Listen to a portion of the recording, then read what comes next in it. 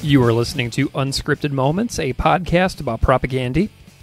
On this episode, bassist and vocalist Todd Kowalski checks in to recap some of the touring Propagandhi did through Canada and the US in 2022, some of the mishaps that took place along the way, and then we switch gears and talk about what the band has been up to since October of 2022 through August of 2023, and then we take a bit of a turn and talk about art for a while. It was great to chat with Todd and catch up, and I hope you love it. Todd, welcome to Unscripted Moments, a podcast about Propagandhi. How are you today? Doing good, Greg. Yourself? Excellent. Thank you very much. It is summer in Buffalo. How is summer in Winnipeg treating you so far this year? Pretty good. I'm getting out of the city as much as I can and having a good time. Went out to the White Shell on the weekend. It's nice waterfalls, places to swim, all kinds of stuff out there. So yeah, it's nice. Very it's good. An hour and a bit from Winnipeg. We can get to there's so many lakes in Manitoba. It's pretty easy to get somewhere awesome. Nice. Yeah, I had a recent experience too where I went to the Adirondacks in upstate New York, kind of like right by the Canadian border. Kind of like Montreal, super close to where I was. I was in Saranac Lake, which is about 10 minutes from Lake Placid, New York, where the Olympics has been held a couple times. Oh, yeah, okay. Same thing. Incredible mountain vistas everywhere. Insane cycling and amazing bike riding. Lakes every 5 miles. You know what I mean? It's absolutely wonderful. So I've been trying to get out there and enjoy that a little bit as well. The quiet of the mountains when you're on a bike, going up a mountain pass on a bike is just truly special and unbelievable for me. Yeah. How far is that from Buffalo? So it's about 6 hours. Like we just drive down the 90, like past Rochester, and then at Syracuse, you go north on the I-81 straight towards Montreal, and then you hit Watertown, and then from Watertown, you go inland and you go up into the mountains, and it's just, mountain town after mountain town. And it's just absolutely incredible up there. I love it. Yeah, cool. Yeah, 5 hours isn't too far. Yeah, easily my favorite part of New York is like right up there. And in a couple of weeks, we're driving back up there because we're going to see Metallica in Montreal, and we're going to be passing right through the region again. So I'm really excited to go back and do it all over. Right on. I'm sure that'll be a slice. It will be a good time. Todd, it's been a long time since you've been here, but time really flies. I was looking to see what the last time you were here was, and it was January 29th, 2022. And we talked a lot about Fuck the Border and the history of that song. And we tied in a lot of I Spy history and then you joining Propagandhi. It's really disturbing how long ago that feels now and how much has happened in my life since then. Like I'm living in a totally different house now than when I talked to you for the podcast last time. Right. But, I was hoping we could catch up a little bit with what you've been up to and what the band has been up to for the listeners out there who are always dying for news from your camp. Right. Yeah. So I want to hear first of all a little bit about the touring that you guys did in 2022. There were, as everybody knows, a run across Western Canada and then a challenging run in the US with cancellations and challenges. Tell me a little bit about what stands out for you about that Western Canadian run and then that attempt to do the West Coast last fall. Well, what happened? We went to Edmonton, I guess, played a show with a bunch of bands, Protest the Hero and Flatliners and all that. So that was a pretty good time. Walked around Edmonton, went down some trails, played Calgary the next day. Barney tried to bring his own sound system and failed at some point. Went to Vancouver, played 2 shows that were fun. And then, the last show, Chris seemed like he was having a hard time singing. And then the next day he was sick. So we weren't quite sure what to do because it's pretty hard to go and just show up at all these shows and everything with COVID. And so we're just like, well, I guess we got to bail. And, we did. Yeah, I know that Sue Lynn's approach was to, continue. I think that Sue Lynn continued driving down the West Coast of the US. Yeah. And Chris took the van and the gear back to Winnipeg by himself, right? Yeah. Were you guys like nervous sending him off alone in through the mountains in a van, like ill and just off on his own? Well, he kind of wanted to go alone, and it's probably smart to do that. Yeah. Did you fly home after that? Yeah, I'm pretty easy going, so it's just whatever. Nice. Whatever happens, I just go with it. I mean, okay, that's over. And you feel like obviously disappointed, but whatever. Fuck, go to the airport, eat a sandwich, go home. Then you're at home, whatever, doing the same old shit you're always doing. So.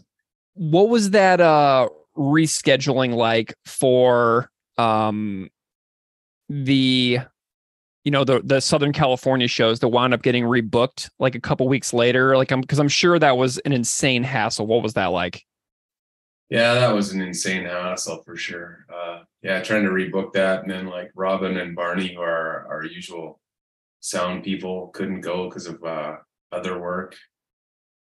So then we got No Effect, a couple guys who go with No Effects, and yeah, they did a great job and were really helpful. It was fun to be around them too. So yeah, it all worked out, and yeah, we just did the shows that we could figure out how to make it work.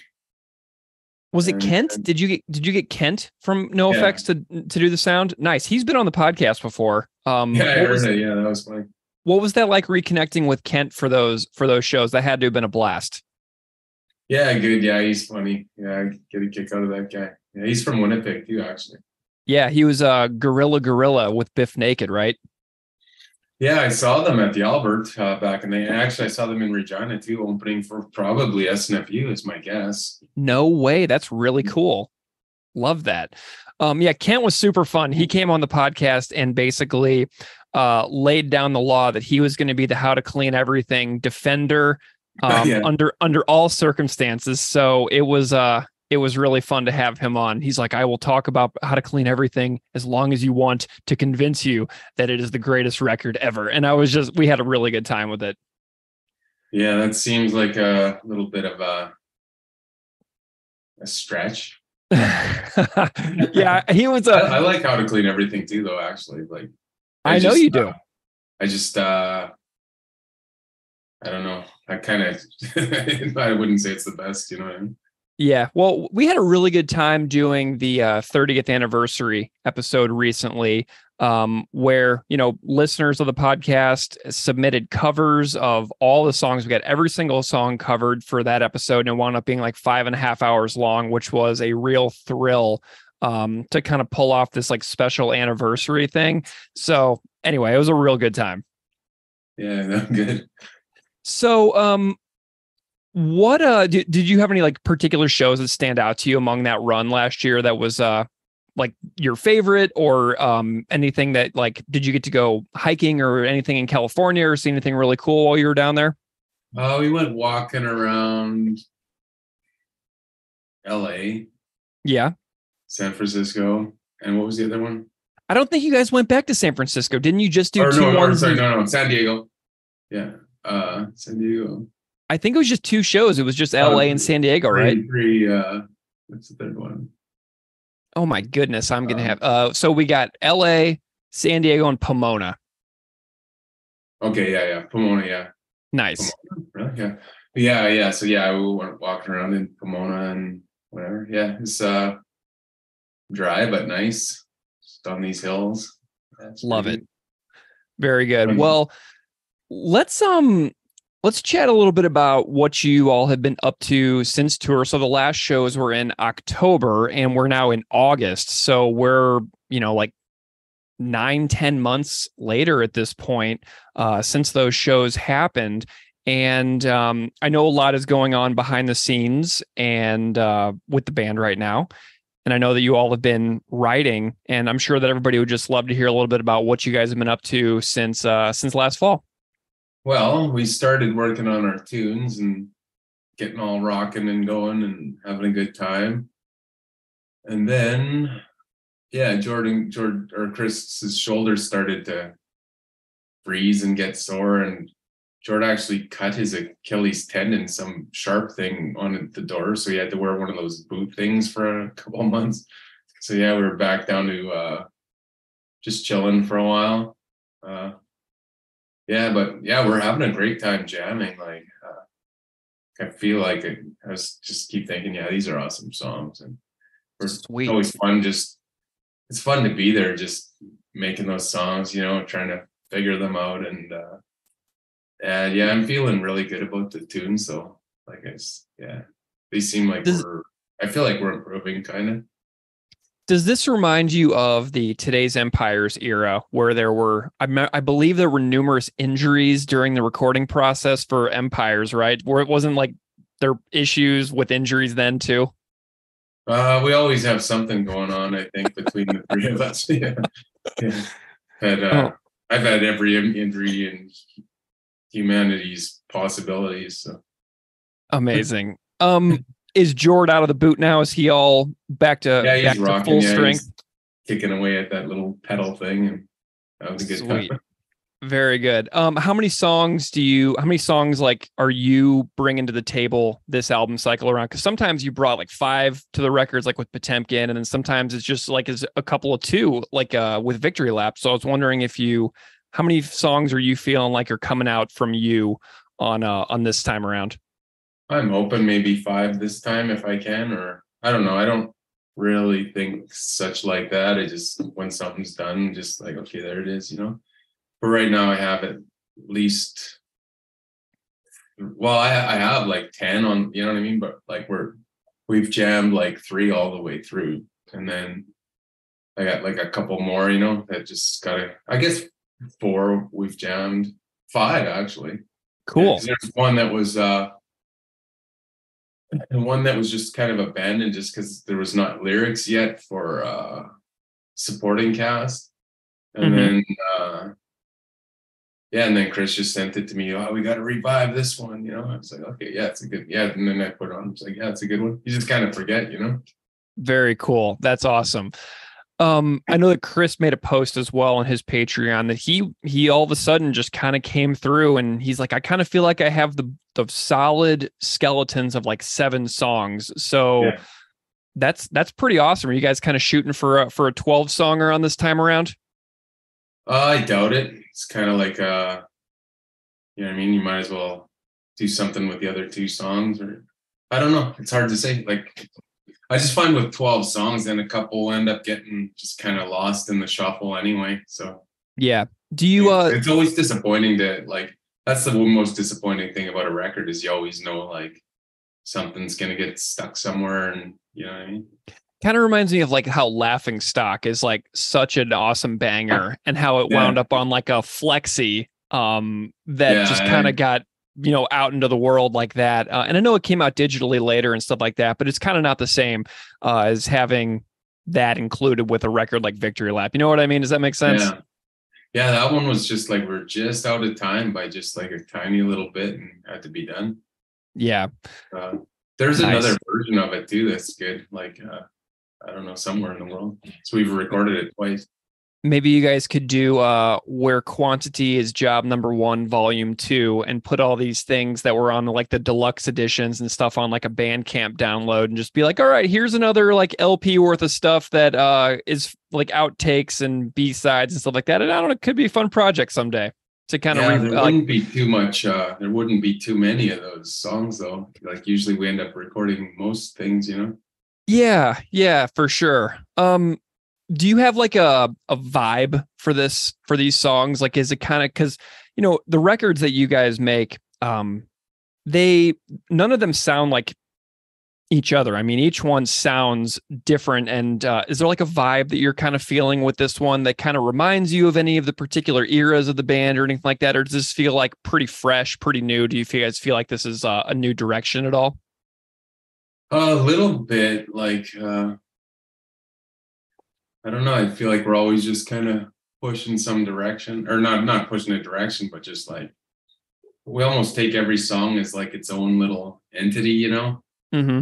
Like it's like I would say like sometimes you're sitting there with a guitar and it's acoustic. Sometimes you're sitting there with electric guitar. Sometimes you're playing something else. And yeah, I don't know. It's just, Love it. just yeah, it's just like each song is like, it's more of just like, I don't know, like we're not really thinking about it. It's just like as soon as something crosses our mind, I guess we're trying a few different guitar techniques that we've never done before, which is kind of fun. It's just like difficult, you know what I mean? Because you have to actually learn the mechanics of how to do it and stuff like that. So Nice. Are you utilizing the Beeve 7-string that he made for you in any of your writing process this time around? I've been playing on it, but I haven't really yet. Uh, well, I have some riffs that I've put the 7 string on, but I haven't made anything out of them yet. Nice. They're That more thing just kind is of. that thing's amazing. Have you been are you enjoying Beeve's guitar that he made for you? Yeah, for sure. I've been using it. I just haven't. Yeah, and then like if I make it, then Chris will also have to get a 7 string, and then what I mean. But that we don't really let that kind of stuff stop us. We just kind of do it, and then he had one at some point. I don't know what happened to him. How's the jam space going for Chris with his shoulder problem? Are you guys able to get through some of the rehearsals and stuff like that, even though he's not like at full strength at the moment? Yeah, he got a little stand for his guitar. I used to have one of those too when I hurt my back. Yeah, you just kind of have a stand with your guitar on it and just kind of stand behind it. Do you mean like so I'm picturing like like at a big rock show, right? Like somebody Yeah, would have yeah, an electric guitar and then they would have the acoustic on a stand and then they would like walk up and strum the acoustic and then go back to playing on their electric. Is yeah, that what he's doing? yeah, pretty much. Yeah, Okay, that's awesome. Love to see that.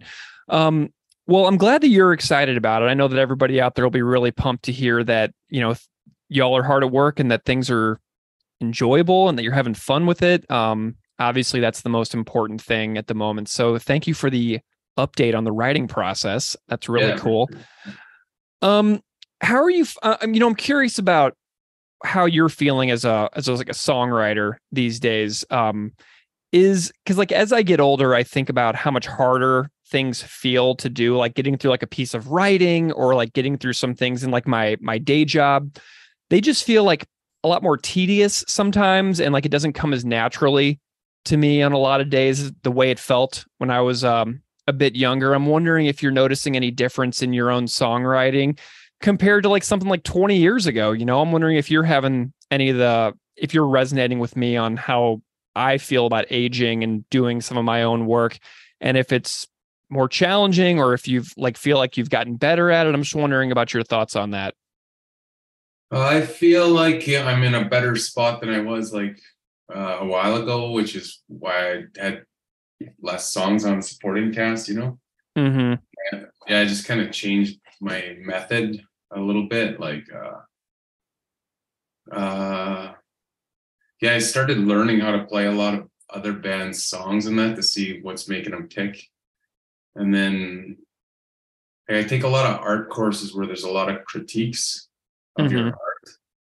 And so I try to apply all the critiques to my music, like if you have a picture, you want like areas of density versus areas of rest, like kind of big, medium, small shapes and like all this kind of thinking. I try to take it to music, like Mm-hmm. just the whole flow and composition of it all, I just try to think of the song the same way as a painting, and then trying to make it more based around the vocals and that than riffs. So I was finding it just like I was ending up trying to sing over too complicated of riffs, which is can be cool, but it's also kind of difficult. And then, or I don't know, maybe less good actually in a way. And then I find now like it doesn't seem like the songs are any less hard. Like once you go and start like messing around and making things more difficult, I just Mm-hmm. find they turn into better songs. Like I just feel like they have like better composition, better I don't know. I just feel like they're good, So Nice. I'm glad you brought up art too. I was looking as I follow your art Instagram that you do, and it's really wonderful. And I was chatting with a listener of the podcast and friend, Matt, the other day. And Matt's an art teacher in Chicago. And, we were talking about how it's interesting that you paint realistic portraits and landscapes from life. And it seems like a fairly like a traditional approach to art. Like you could go to an art museum and you can see like your style reflected in paintings from like, the 1830s and things like that. It's a very timeless, an ongoing and enduring style of art, it feels like. And then it feels like it contrasts a little bit with how extreme a lot of your music is. And it's really interesting to see like the ways that you have sort of like a dichotomy a little bit within your art and then within your music. Do you have any thoughts on that? The way that the music and the art seem to be in really different realms of expression and creativity? I guess so. I guess where they're the same is like I have a hard time calming down and thinking about like each brushstroke. Like I have a tendency to like rush Mm-hmm. and chaotic and not take my time, which is definitely like how like I spy music was, Mm-hmm. and like I know like through Propagandhi, sometimes you got to slow down and figure these little pieces out to make them sharper, so it's kind of like that, I guess. And I guess like just with music and art, you're just kind of recording your little journey, whatever it is. But I guess with the like when I'm drawing like more cartoony stuff or that, like with the kind of wonked, like it Mm-hmm. kind of like it's more just slightly more. Like I know other people they'll draw like soft soft roundish cute things, or they'll draw whatever. Even like some people will be like addicted to like kind of sinister stuff, or dark art or whatever. But I find myself like leaning towards like Bullwinkle and Mad Magazine and like old Gru comics, like GROO and not GRU. Yeah. Like it's I find myself leaning towards. I always have like this tendency to find like a little bit of funny or ridiculous somewhere, you know what I mean? I really like the stuff that you do as well, where it's like pipes and like almost looks like machinery. You know what I'm talking about?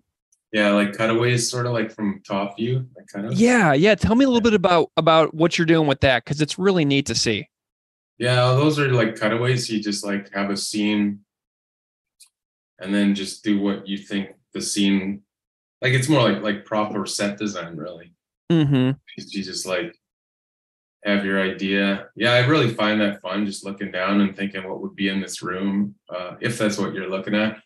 And then later on, just like trying to envision the scene from a bunch of angles, just kind of fun. And then I guess now you can do it in Blender. I've been trying to learn Blender lately, which is really fun. What's Blender? It's just like 3D. So you can like build something and then move it around, all look at it from every angle and light it. I've been trying to learn VR too, like how to build sets in VR. I just still actually find it easier to just at this point, it won't not for long, but I find it still easier to like draw the idea out, than Yeah, I just I'm kind of look like doing it all. I'm looking at your post on Instagram from July 11th, just a couple weeks ago, too, of the skinny, tall buildings all in a row Oh with like yeah, the yeah. billboard on top and the water tank on top. And I'm just thinking like it would be really cool if you made like, a graphic novel or a comic book or something like Yeah. that someday. Do you have any like ambitions in that realm at all? It's hard to say. I don't know if I do a comic because I kind of like to like it's just too time consuming to do. Like I used to do that all the time when I was a kid. That was my actual goal when I was a kid, was to draw comics Oh, or be nice. in a band. Or be in a band. That was my two choices. And at some point I did a 500-page comic. And but I wasn't thinking about it. Now it's like I think too much about the composition and There's just too many thoughts. I think I like doing like small little projects, so get a project, do the props, do the scenes, uh do some like story, like keyframes are called, like the key story points, uh make some characters. Yeah, I kind of have millions of things that aren't on Instagram, just yeah. Love it. What are some of your goals in art in the next couple of years? What are you shooting for? I'm shooting to get better at Blender, better at color keys, and yeah, like keyframes. That's my goal right now. Awesome.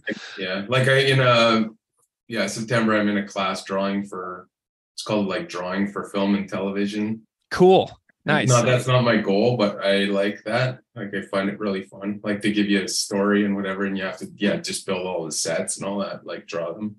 So that, and and then a color, like a kind of a color keyframe type class. So. Wonderful. Well, let's chat about a couple of tunes here for from some Propagandhi records from the past. What do you think?